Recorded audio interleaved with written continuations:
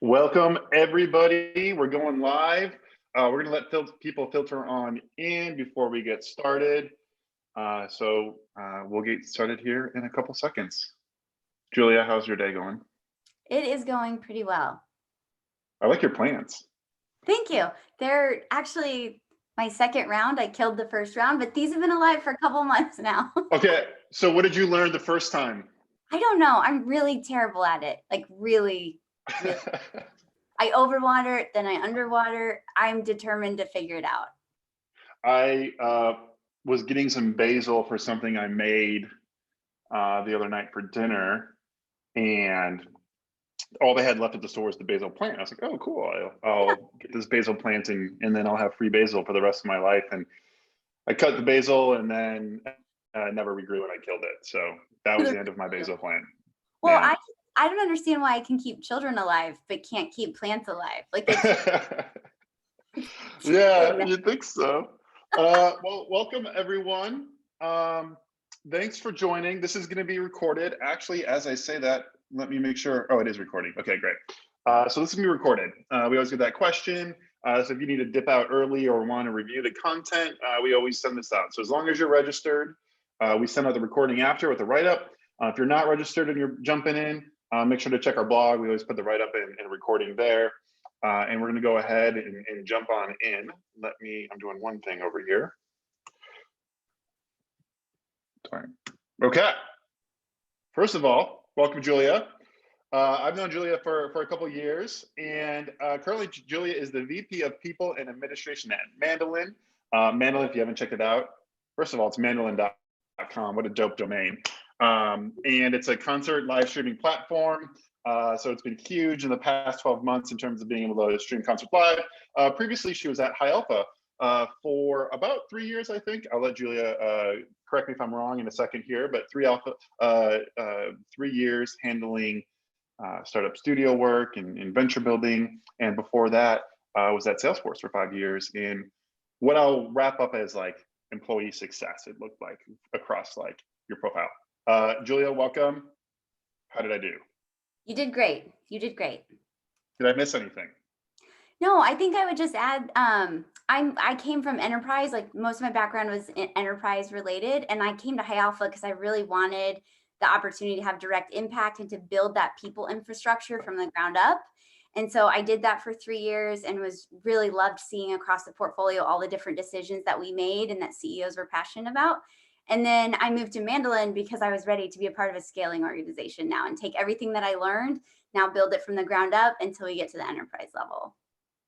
Is Mandolin back to kind of enterprise, or where do you see Mandolin fitting in the landscape of things? Yeah, I mean, we're going to go through some significant growth pains this year, I think. So yeah. we're at 57 employees right now. So planning to double this year. So definitely in the scaling growth stage.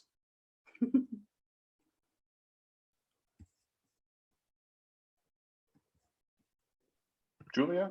Oh, you lost me. No, it's me. Okay, I'm here. It's me. Okay, growth pains. I think I caught it. Yes. We'll have to come back to that one. So everyone, as mentioned, feel free to send your questions here in Zoom chat. We'll curate those at the end. You can also email Matt, who's standing by, and we'll make sure those questions are added in. And some of you already send questions ahead of time, so thank you for that. And again, this is gonna be recorded, so we'll send it out and give you the guys a full recap when we're done. Today, we're going to talk about what I consider Julia to be an expert at. We're really on this big expert bend across our podcast that we launched, the Founders Board, by the way, check it out. But also the webinars, we're going to be doing this this year. And Julia's really an expert for how to best approach a scaling framework for your company, organizational structuring and restructuring, creating and maintaining company culture. Some of the stuff I've loved to pick Julia's brain in the past is job design and employer branding and applications, and how do you manage all that, especially if you're going from 10 to 30 to 100 employees. So we're going to touch on all of that. We love your questions, send them our way. If we can't get to them, we do a pretty good job of even just being able to respond through email afterwards. So I'm sure Julia's happy to answer any questions that you might have if we don't get to it today. But first thing, Julia, this is the one thing I was literally talking to 2 founders last night about scaling it before you nail it. And maybe just would love your opinion. There's some great research about 70% of startups, say they scale too early. And you've kind of done this at Salesforce and then with High Alpha and all the companies, and now as part of Mandolin. How do you balance that, getting the right people onto the rocket ship, right, and have awesome talent, maybe before you've nailed it or scaled it? Like, how do you think about like just maybe scaling before I'm ready to scale, but also balancing that with like, hey, we have a lot of momentum, we could hire great people and bring them on? Yeah. There's a couple of things I think about. I mean, the trade-offs are so great. That's why this is a really big challenge. And so we have to be really aware of what those trade-offs are. If we add headcount, for example, or we're going to try to build out another management layer, all of those kind of decisions. At startup stage, what's really important is how you're hiring this for the skill set. So you're going to hire really athletic people, people that can flex and adapt as you pivot. When you take your product and decide to move in a completely different direction, are those people still going to be able to work within your organization? So if you're trying to hire for people that are generalists and that are able to flex really well, I think you'll do a lot better in understanding like how to scale, because you'll be able to move, with your pivots. Okay, I'm going to come. What about, yeah, and this might come up later, but I'm just going to jump into it right now so I don't like type the question and be a terrible host. So, one of the things I think about as we grow and scale Visible is, how do you take, athletes or generalists who did an incredible job across sales and customer success and marketing, and now it's like, hey, I just need someone that's just an account executive and just selling. How do you best transition or adapt those athletes to be more specialized, or what have you seen work well when you have someone super talented, but you also need them to be a little bit more defined in the role? Right. So I think you should have them help you define what that role is. So when you have someone on your team already and you think they're awesome, they're an all-star, they can stretch across all these areas, it's easier for them to bring someone in that maybe handles more, that could be more entry level, for example, and take some of those responsibilities off their plate. Or they're going to really focus. So you have them build out. Now this is something that I really want you to continue to develop in. And again, if you've hired the right people, the high achievers, they really want to have that direct impact. They're going to also want to understand where their swim lanes are when you start to create those boundaries. Okay, it's great. And I guess, we kind of touched on this, but, how, do you plan this, I guess, most effectively with like the general team in mind? I think I guess that's a very broad question. Yeah. I think it starts with a leadership team. So let's start there. I think some of the decisions you make as you start to go from like 10 employees to 20 employees, like what is your next leadership team member? Who's the strategic partner that's really thinking long-term about that vision of that area? So let's say you're going to add a head of sales, for example. So that brings in a whole nother layer of information and roles that currently maybe your team has just been handling, or you have one AE. So I always like to start with thinking about that leadership person and how do you bring them in to fit with the culture and with the organization where it's at, because they're going to define everything else about that function. Then they can hire the athletic people underneath of them, and you can continue to segment out the business from just, dirty, scrappy, 5 people doing everything kind of thing. Yeah. Okay. And I think, maybe talking about that and how to best approach a framework for this, some of the things we heard from people ahead of time and just some questions kind of related to like, how do you keep your hiring investment costs low, or should you, maybe is a better question, right? Like if hiring is, and you hear it all the time, hiring, especially early on, can make all of the difference in the world. Maybe the question is, should you keep costs low, or how do you think about cost? And then actually I'll hit pause there and then we can kind of jump into some of these other kind of secondary questions to that. Yeah. So one thing is I like contract work quite a bit at startups, because you can contract out a person first and see if it's the right fit, see if you have enough work, see how easy it is for them to get incorporated into the organization. They see how you work, you can see how flexible they are, and then you hire. So I like contract to hire quite a bit, and especially if you're not sure if you're quite ready for the next role. The other thing is I'm biased here, but I believe that if you're going to have someone focused on hiring and onboarding and having that consistency and retention, then you need an HR person focused on those things. I would try not to use outside recruiting firm unless you absolutely have to for a specialized role, because those costs get so high so quickly. Mhm. And unless it's something that you really can't find within your own network or within, you know, doing your own diligence, it's really not worth it early on. Um, Yeah, that was awesome. So okay. contract for hire. Let's talk about that first. Yes. How does that work practically? Like when I'm, let me put my candidate hat on Yep. and I'm looking for my next gig. And Julia says, Mike, we'd love to come have you work at Mandolin for 30 days to see if it's a fit. And I'm like, man, I want something more stable and safe. Like that, I don't know. Like, how should I, as a startup or an employer, navigate that conversation so that the employee or potential employee can feel safe, but you can still kind of experiment and see if this is actually a good thing for us? I think you just have to be transparent. Like the people that want to work at startups and can handle it will understand that. So if you say, hey, we have one marketer, they're currently handling everything, but I'd like to bring you in to be just focused on content and brand, let's say, Mhm. then, but I'm not sure that we're quite ready for that. I want to see how that works. I want you guys to work together. Here's what we have in the pipeline. Um, then you can easily set like a time frame on that, and they're going to be working with your team just like they normally would. And I think that that's really a flexible option. Otherwise, you're going to have to really make either a bigger leap, or that candidate, you might not have the work in 6 months as well. So I think it actually helps them feel a little Yeah. more you're doing your diligence up front, that it's a good fit, that you have the position, that you have the work. Are there certain roles that's good for? Like, is that good for, you mentioned marketing, is that better suited for marketing versus an engineer, or have you seen that work well? Yeah, I'm curious to hear, like, where do you think it works well in terms of the type of role and maybe where it's not, doesn't work well? Yeah. So to be clear, like I don't, it should be short time periods. Like Okay.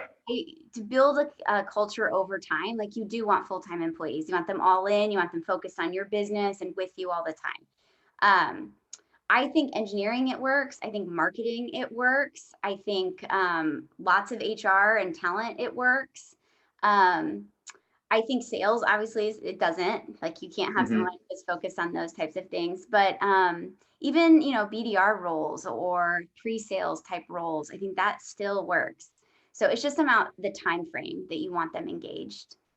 And what time, like, maybe practically speaking, Yeah. what are you guys doing? Is it like 14 days, 7 days, a month? Like, how are you guys structuring it?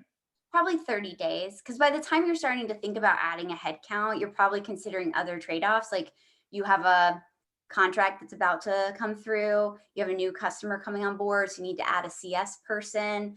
But you just want to make sure that you hit that threshold. That person can be up and ramped in those 30 days, and then you're ready to go. In the event the contract doesn't go through or something major changes, then you have that flexibility.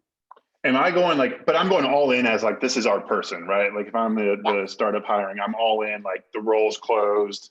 I don't have one foot in, one foot out. Yes, but I think it helps to, it's just like a longer testing period. Yeah.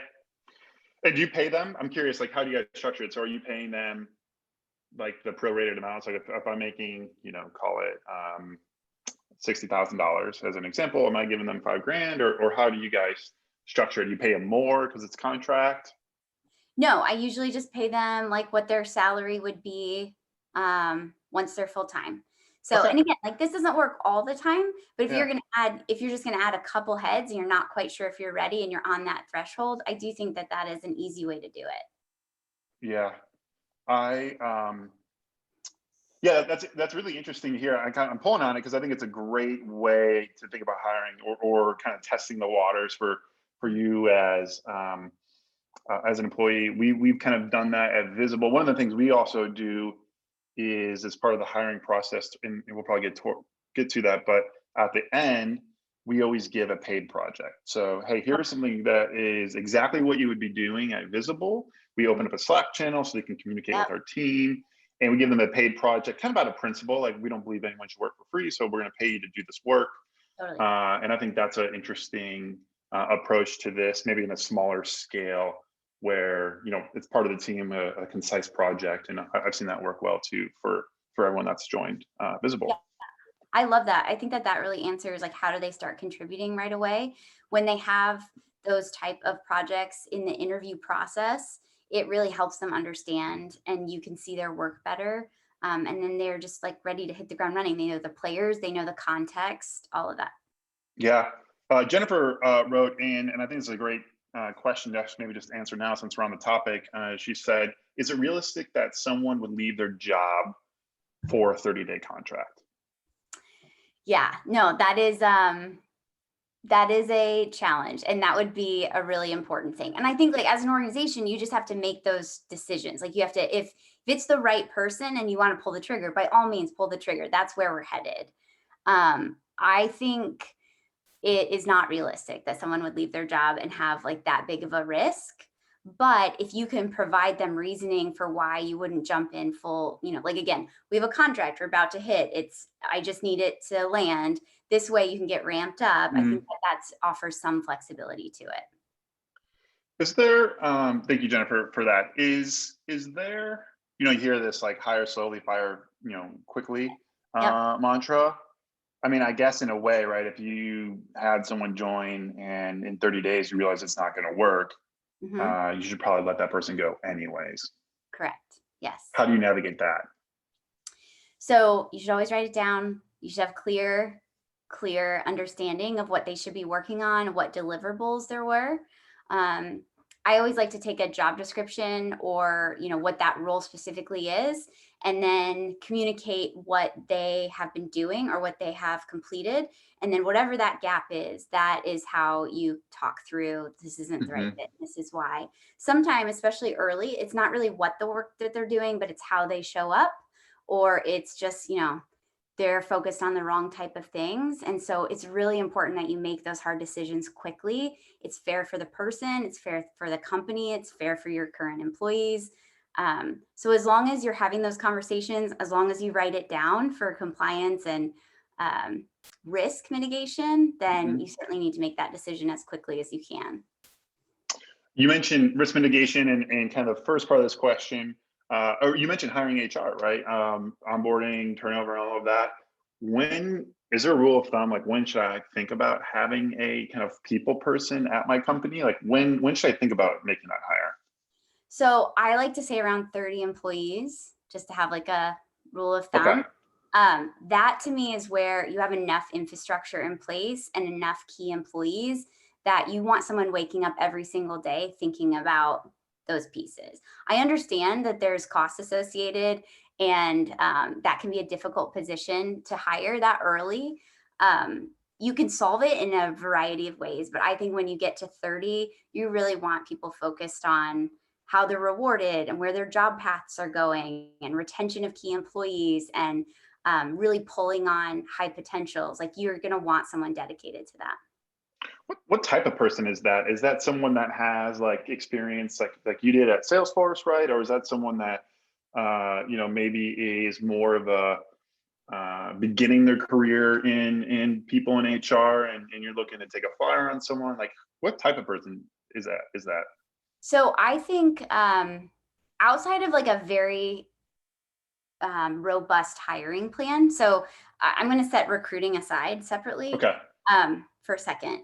I think that people that are, maybe 3 to 5 years into their career, they're generalists. They've seen a little bit of it underneath, leaders and maybe in a larger organization. I think that's a prime place for them, because we know in startup world that we need to know what some of the guidelines are. We need to be able to anticipate some of the things that you need to do, but it doesn't need to be perfect.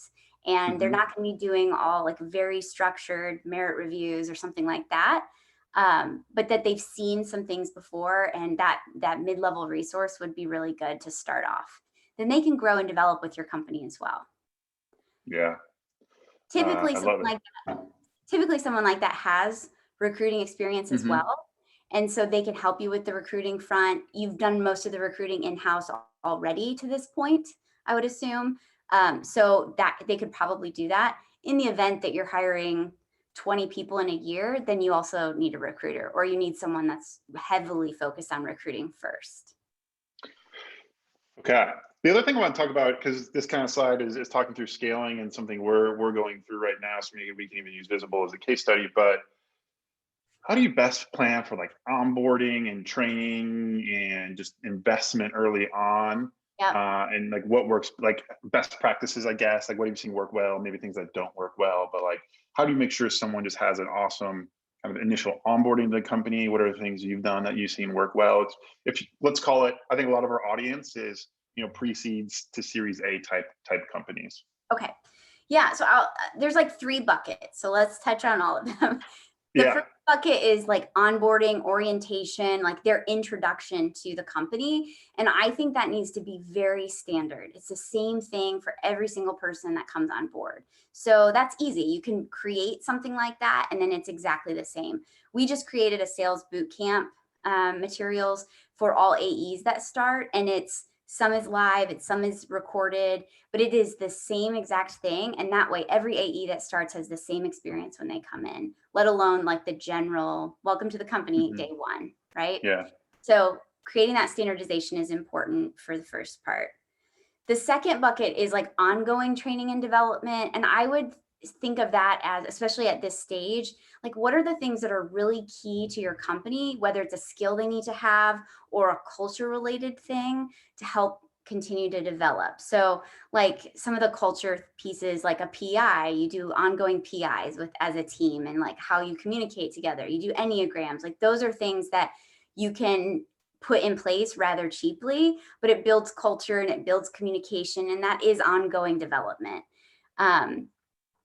If there's other things that are really specific, like you're going to sit down and do a competitive analysis every quarter as a team, like those trainings you can like build really easy. I don't think you should be thinking about it larger than that. If there's unique stuff to your company, you can build that out and build it into a rhythm in your company so you're touching on it all the time. And I think that that's important. As far as, oh, sorry, keep going. No, go ahead. I was gonna say the third bucket is just like the ongoing training and development. That's like me as an HR person, how do I personally develop in my career so that I can add the most to Visible? And I think that is something that you should have budget set aside when you can, and have employees like ask or apply or something like that. So it's like their own, and they can do it on their own. They can develop on their own. But it's something that they've spent time understanding and researching what the next step is for them. But that would be something that's more long-term and should be individualized. For that, let's talk. That was maybe a initial. lot. That was great. Let's talk about initial onboarding. What should I have? Right? Is it like a handbook of here are things we do and do not do at the company?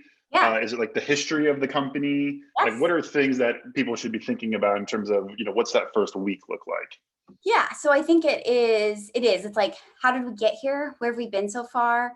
A current org chart. So like how is it organized?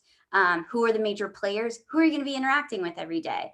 And then some of the things that like make you unique. So maybe you say, here's the list of 5 people you should go schedule coffee chats with in your first week and learn more about the business. Or at Mandolin, we have something called an artist wish list. Who do you want to have on the platform? And so go and put it in our Slack channel, and that way you get accustomed to everything like that. Those are all important things to include. You also should, of course, go through the benefits plan and how you guys are, what's your cadence? When's the next time I'm going to talk to you? When do you have town halls? Anything that would be important for them to know. These are key customers that we have. I think that that's what I would include. Who is the most requested artist right now? Well, we're doing a big show on Valentine's Day with Mario. Okay. So that is kind of the biggest one at the moment. But like, who's the most requested that you guys want to get on? Requested. We get a lot of Avett brothers. Oh. Yeah. Very cool. The other thing you mentioned around the ongoing piece was competitive analysis. I found that pretty interesting. How does that work? So I think it could be done a couple different ways. So I think it's important that they just know like the landscape of the business, right? And especially at this stage, it's so critical, like who our customers are and who our competition is, So I would just, whether it's something that you do internally, like we review this on a quarterly basis, or we talk through this. If there's a channel, like there's a Slack channel that we have, we always put new articles out there. People can review them. People can ask questions of things they hear other competitors, what they're doing, to see what's cool. I think any sort of snapshot in your orientation like that would just help them see what you're thinking about. Okay, it's awesome. That's a great takeaway. I think I'm gonna start doing that. Okay. We don't. Okay, structuring the organization. Kind of talking about filling gap. Let's talk about management. I guess management and leadership is kind of one of the things I want to take away from this. So, Okay. How do you think about hiring, individual contributors versus leadership and managers, and when's the right time to do that? And maybe we'll just start there. I think in startups, a lot of times we don't have people that have managed before. So usually people are early in their career, or again, it's been like a really flat organization. So everybody comes in, they're working as hard as they can, but then you start to say, okay, now we actually need a hierarchy. Now we need some decision making. Now we need some discretion. And so understanding who is the right person to lead teams like that, or how do you start to build that, can be really a critical point. I would make sure that your managers have had some sort of, if it's someone that has never managed people before, that they've had some sort of either formal training, or they've been able to mentor and develop their peers as time has gone on. So that should be like natural to see. You really need to spend a lot of time if you're going to build a second layer of management. So you have your leadership team, and now it's time for us to build out a second tier of leadership. You need to spend a lot of time with them so that they know, like, how is communication coming down? How is communication going up? Those middle managers have the hardest time. And so when your organization gets to that stage, that's when you need to start thinking about formal trainings, even more communication, like formal cadence of communication. And then also, like, how are you managing managers? Like making sure that you have one-on-ones with them, that you're addressing their concerns and their career pathing. I think that is the most critical time. Let's start with, there's a lot of good stuff there. Let's start with the kind of person who's becoming a manager for the first time. You mentioned, training, and you said formal training later on when you have managers and managers. Let's just say I'm hiring, someone's becoming a manager for the first time. How should I level that person up and think about training, whether it's informal or formal? Where should I go to make sure they're going to be a great manager? So I think it's something that I'm going to say something and then don't freak out. But Okay. like, let's just use you as an example. Let's say you're just now promoting someone. They've been in your organization for 2 years. You're now promoting them. They're going to be a first-time manager, but they've been an all-star. They're ready to be a manager. Great. As soon as they start dealing with employee issues, like, where are they going to go? So when I call and say, I've had the crappiest day, I can't do anything right, all the way down to like, oh, I think I'm going to have a baby. What am I going to do then? So that new manager, like, you need to oversee them. And I don't mean like micromanage them, but enabling them. So they need a place they need an outlet, right? They need to say, they're going to hit a bunch of stuff they've never seen before. 2, like, their own work and how they prioritize their time now becomes a much bigger issue. So just like helping them initially sit down and like, hey, how are you spending your weeks? What are your buckets of time? How do you think about your priorities? You just need to do that often, because they now are going to be the one doing that to others.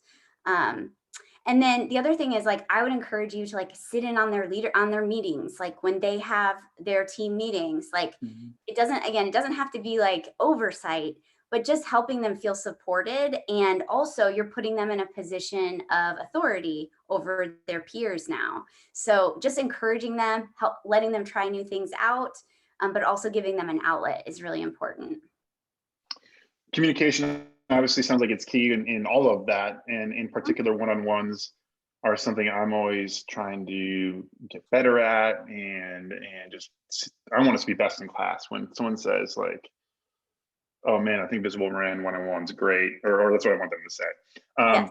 So kind of going to the one-on-one thing, what is like, one thing I'm always curious about is like cadence and time. Like, Yeah. should I do this weekly with people that, I'm working directly with, whether I'm a manager, whomever I'm managing? Like, Yep. how do you think about time and like cadence? That's one thing I always try to think through is like, is it an hour? Is it 30 minutes? Should Mhm. there be an agenda ahead of time?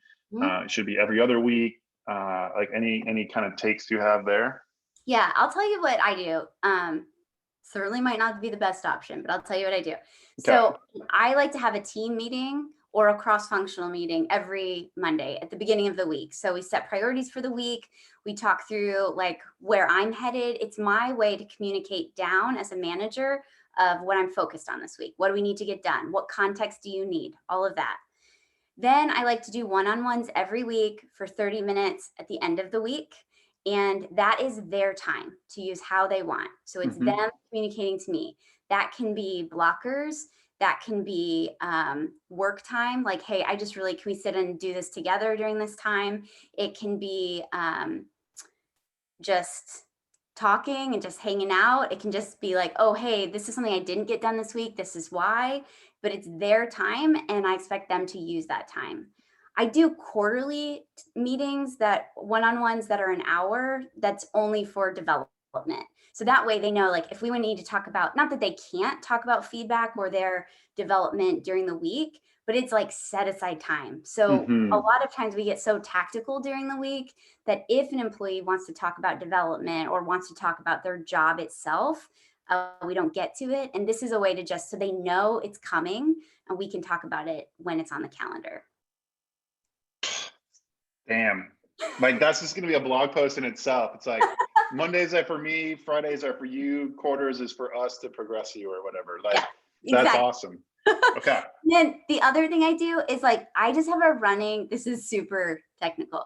I just have a running list that we share. And so that way, it's just like when I have stuff that comes up and I need to tell them, but it can wait for a one-on-one, I just throw it in there. We already use like so many channels, right? We're using Slack, we're texting, we're calling, we're emailing, but this is just like a running list so that when we get to those meetings, we can just double check, is there anything else we still need to talk through?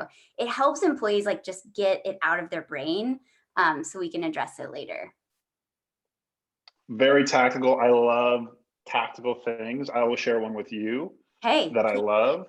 And I didn't invent this. So I read a blog post or I read some Twitter thread from someone at On Deck, which is kind of this new startup accelerator. And at On Deck, they have like you have your DMs, right, in Twitter. So me and Julia pinging each other, yep. which feels like I need to get back to you right away, right? Kind of it's like chat. They create a whole, I mean, this is where it gets kind of technical, but they create a whole other separate thing where I just have a private channel with Hmm. Julia, but it's async. So it's like, hey, I'm just dumping something here. Respond to it whenever it's not urgent, but like here's something that I need Yeah. or want to share with you. And I started doing that 2 weeks ago, and it's incredible because it sets the expectation that like I don't need to hear from you, and you don't need to hear from me. Because like if someone DMs me, I always try to get back to them right away. I love it. It works really well. I mean, it's like email kind of, Right. but That's in awesome. Slack. Yeah. No, that So works great.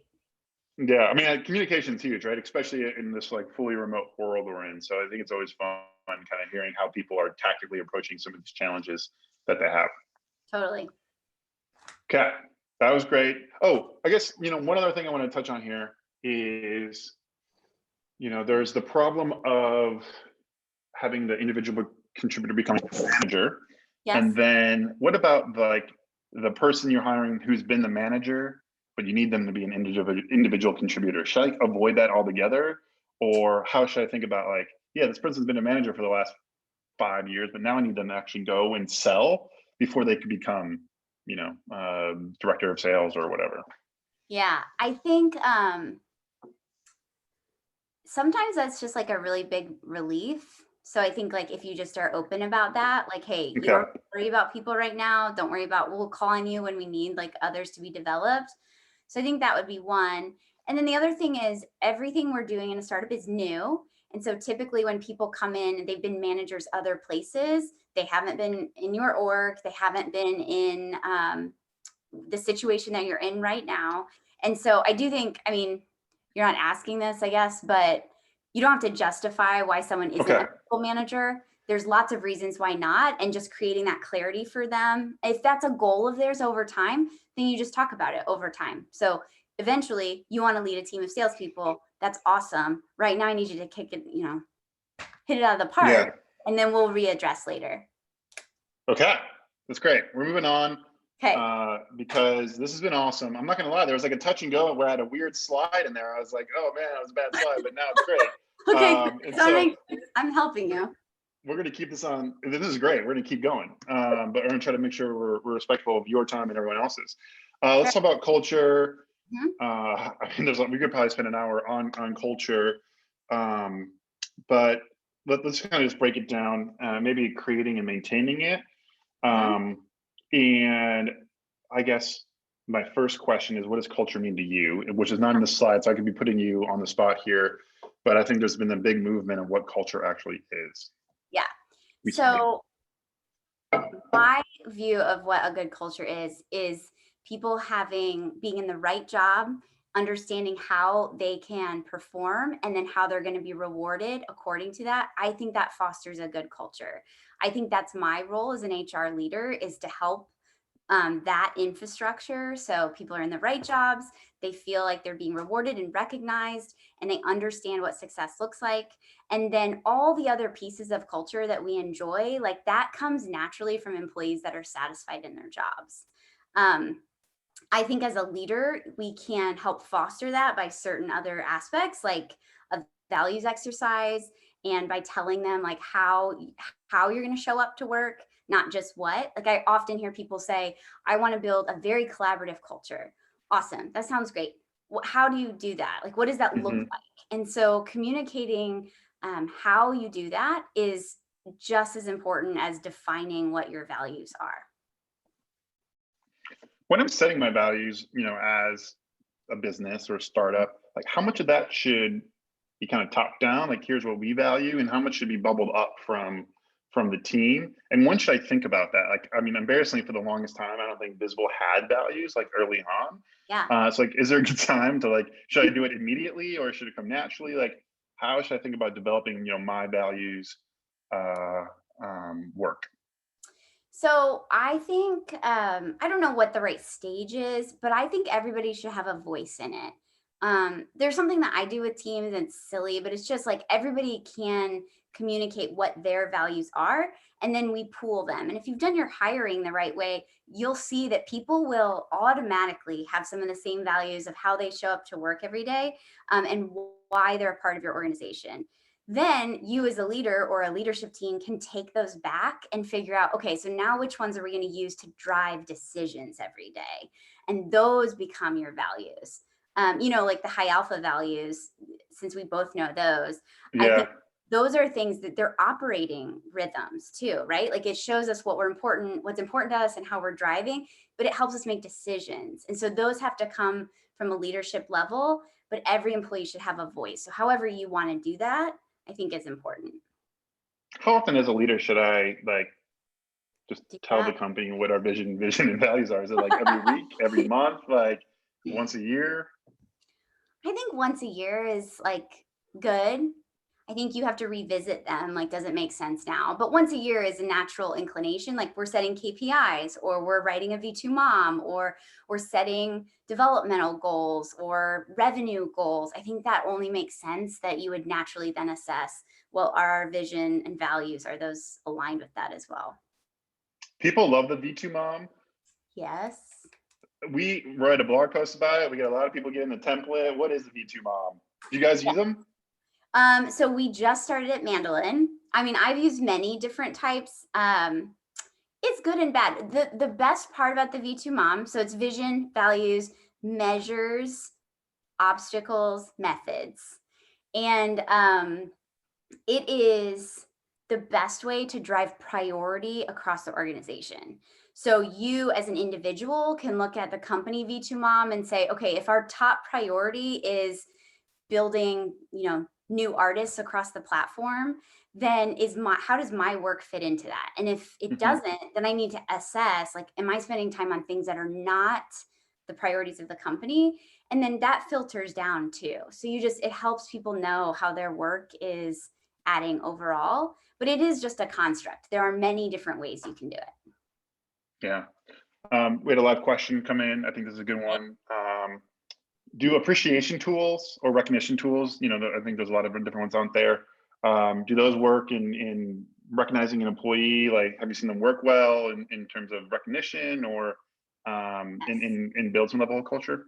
Yes, I think it really does. There's many different tools out there, but people like them. And especially with the remote culture, it's easy to be able to do that quickly and all the time. And that's really important. The other thing you could do is I like peer recognition.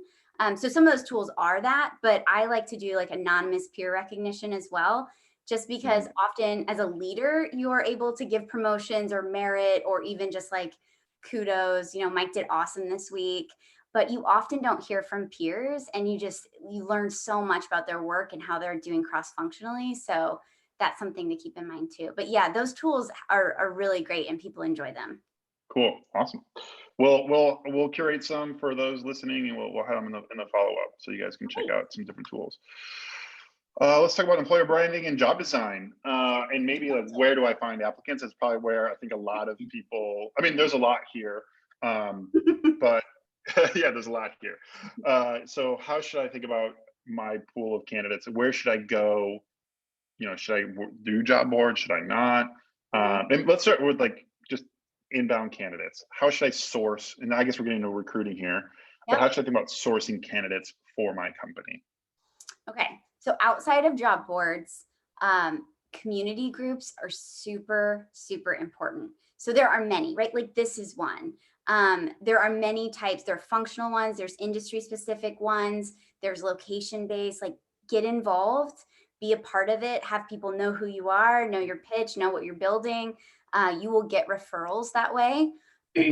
Also, it sucks sometimes, but you have to have a lot of conversations. And I just think about all the conversations I have are part of spreading my brand. So even though it's not a specific job, or even though, we always know that we're supposed to like keep our network warm and all of that, but just have coffee, have conversations, be constantly trying to connect with others, because that just will increase what your brand recognition is. And I find that to be really helpful.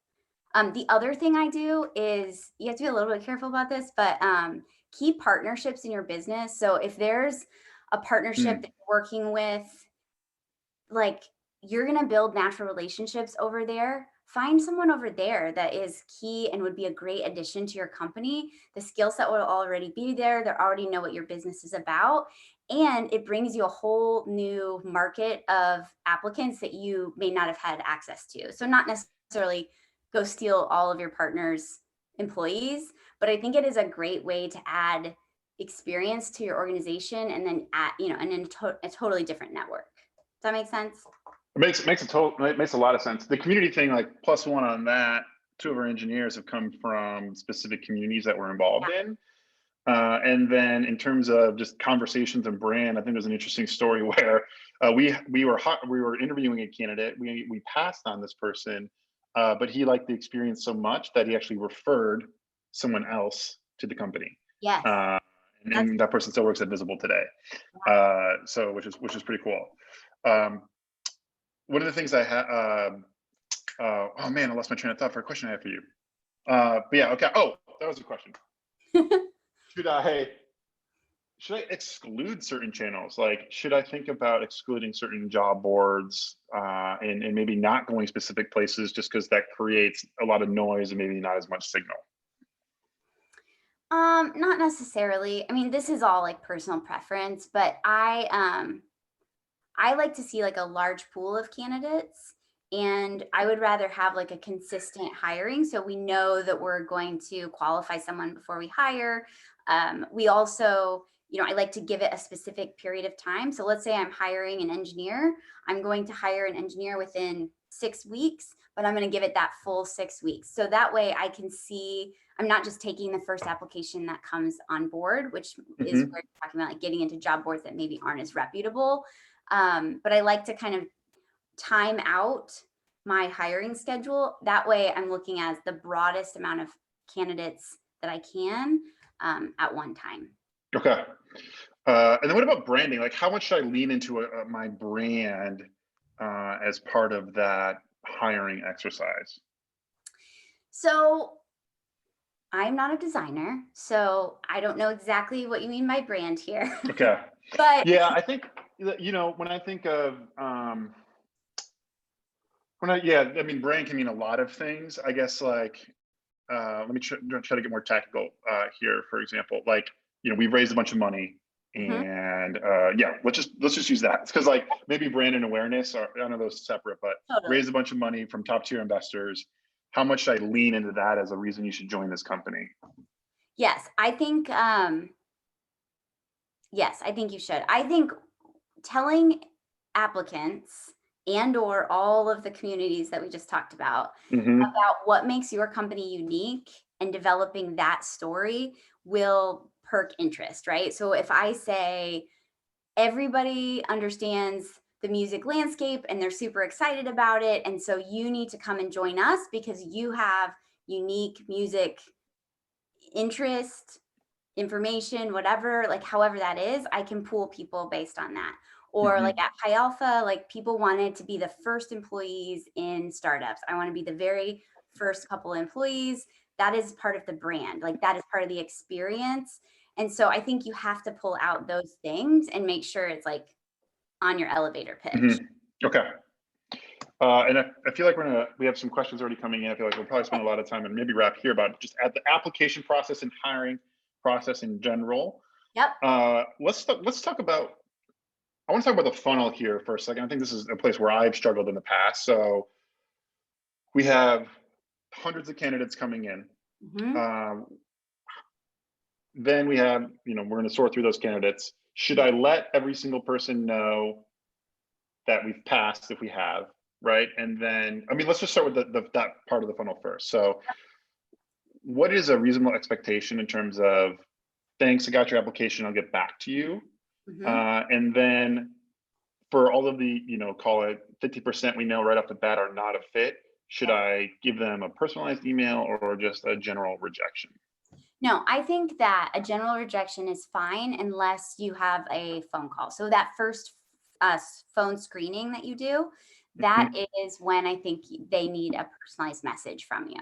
And if they go further in the process, so let's say they meet your team and they're doing like more interviews, they're doing that project you talked about, then they need a phone call from you just to understand like what is the feedback and why have you moved forward. And I know nobody likes to do those things. I don't like Yeah. doing, but it is like it's the right thing to do. And it also, again, like you're presenting your brand. Okay. Um, and what about, so let's kind of talk timing and process. So someone Yep. wrote in, how many interviews, hiring steps are typical Yep. as you get into more focused, less general roles? Yep. And let's just kind of talk about process in general, like what's the best way to run a process? Okay. So I like, depending on the level of the role. So if it's a CPO position and you're going to pay them $300,000, like there's gonna be a lot of interviews, right? Like they need to really Hmm. in the org, they need to meet a lot of different people. They would expect that as well. If you're hiring an entry level person with not much experience, then maybe 3 interviews is fine. So the way I think about it from a process perspective is um, usually someone doing phone screens. So the very first interview, kind of touching base with them, then the hiring manager. So is that good? Then there's maybe a cross functional peer or another leadership member, something like that. And then maybe the fourth interview is the assessment. So either a project or an engineering assessment or some content that they're writing. That's part of that fourth interview. I typically wouldn't go longer than that. Again, like it depends on the level of the role, but I think 4 interviews is pretty good, 4 or 5, depending on the level of the role. And I'm doing this, multiple times, right? So I have a lot of candidates in my pipeline. I'm putting them through. Timing may or may not line up. Like if someone's like, there's kind of a natural, like maybe FOMO, like, oh, what if someone else comes into my pipeline? And let's use this for maybe like a specific kind of entry level role for this. So should it be like a heck yes immediate reaction that we know when to hire this person, or is it okay to like put people on the back burner? Like, how should I think about that? Yeah, I think it's okay to put it on the back burner. Sometimes when you have like when you don't have that reaction, like, oh, this is the guy, then I think it's okay to wait. Hmm. I wouldn't wait long though. Honestly, I wouldn't wait more than a week. It's not fair to put them just hanging out there. Also, they're probably looking for other jobs at the same time, most Yeah. likely. And so it's not fair for that. So think about how long we ask them to accept an offer letter. You generally give them Yeah. 5 days. So that's I would stick to that time frame as well. Okay. 5 days for an offer letter. So, hey, take it, review it, get back to us in 5 days. Yep. Yep. And best practices for talking about equity.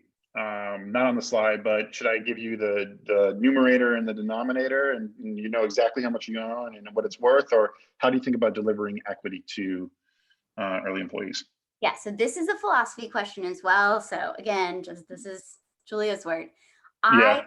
I think the first thing that's important is understanding why and how you give out equity. So regardless of the number, because it's hard to quantify, right? Hmm. So I always say we currently give out equity to every employee. It's based on the level in the organization and the impact that they're going to have to the business.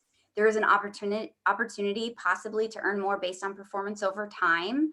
But these are the ranges that are allocated based on this position. Okay.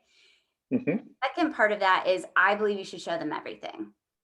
Someone that has been in a startup before will understand the details and will want to get into it. And you should be able to negotiate that and talk through it with them. Sometimes it's not easy and sometimes it's not going to be what they expect because every cap table is different. But I think it is really important you just show up front, like I'm being transparent and this is how I do it and this is what I Hmm.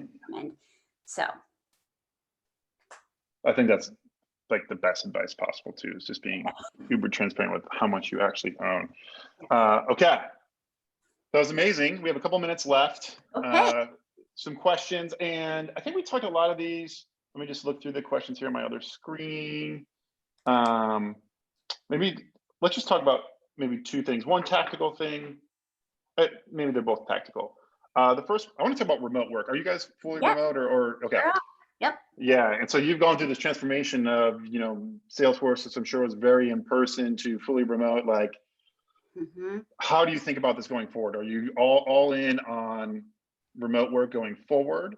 Mhm. And what are things that you've started to incorporate to build some culture in this remote first world? Yes. Okay, so yes, we're going to be remote long term. Um, you need to start thinking about operating hours. Like we now have employees across time zones, and it's also like people are dealing with children and all the things in your home at one time, right?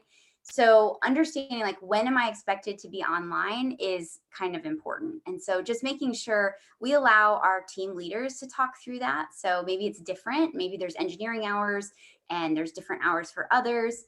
But I think being upfront about that and just like clarity around what are the best hours for us to be scheduling meetings and to be communicating, that will be important. We also do a team huddle every week, even at 60 employees, just because it's a good way for us to talk through priorities for the week, to hear from the leadership team, and to give kudos to our teammates. So I think that that's something that we have started to just be really to be fun about it and to hang out and also hear from the leadership team. But every company is Yeah. doing different stuff. I know there's like lots of different options, but that's kind of how I think about it. Yeah. Tools you would recommend for managing your hiring pipelines or applicant tracking system? Is there anything that you've seen that you really love that works well for an earlier stage company? So I use Greenhouse. I like it. It is rather robust. And if you get it set up to all, it can be fully integrated to DocuSign and fully integrated to Zoom. I like it a lot, but you do need to get it set up and integrated well. Um, yeah, that's what I would use. Cool. Last question. Okay. And for the folks, well, thank you for all this feedback. We'll get back to you through email and make sure we answer all of your particular questions. Last one. Is there a way to know when an applicant is just in it for the money when you're recruiting someone in your business or equity? Like, is there a way to test for that that you've seen in the past? You just have to be a really good listener. I think that especially in a startup. Like, people have a lot of passion and are choosing to work hard and to be like intensely focused on a startup. So you will be able to hear that. I always talk about like, people are builders. Tell me what you like to build. Like, that's what stage we're in. If they don't say things like that, this is not the place for them. And you know that. If people are asking you about money right up front, I always like to say, I talk about comp early and often. We'll talk about it now. We'll talk about it in every interview. Don't feel like this is the only time we get to talk about it. I want you to feel fair and equitable, but that's not what the focus is going to be. So you'll know. Just listen to what they talk about. Last question. I lied. Last question. Okay. You have in a minute. Hiring frameworks. What do you like to use when I'm interviewing a candidate? And maybe also kind of second part of that question is someone on my team that is also interviewing people for the first time. Yes. How should I get that person ready to go? And how should we kind of run an interviewing process where it's fair, where candidate A, B, and C are all getting the same interview? So we're looking at them through the same lens.